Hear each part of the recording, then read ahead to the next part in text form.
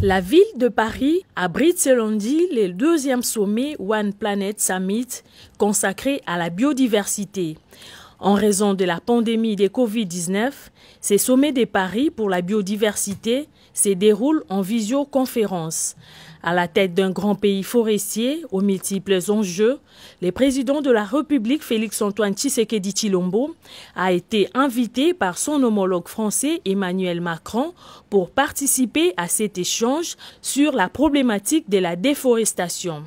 Dans son allocution, le chef de l'État, Félix-Antoine Tshisekedi Tshilombo, a rappelé les engagements importants pris par son pays, la RDC, en faveur de la préservation des forêts tropicales. Il s'agit des engagements au plan juridique, politique et social.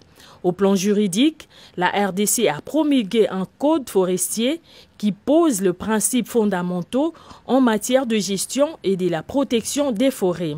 Dans le même souci, il a créé l'Agence congolaise des transitions écologiques et du développement durable, dont la mission est, entre autres, d'impulser les réformes des politiques publiques en faveur de la transition écologique. Ensuite, la RDC a adopté des politiques visant à concrétiser les objectifs du développement durable, notamment les 15e objectifs qui visent à préserver et restaurer les écosystèmes terrestres en veillant à les exploiter de façon durable, gérer durablement les forêts, lutter contre la diversification, encourager et inverser les processus de dégradation des terres et mettre fin à l'approvisionnement de la biodiversité.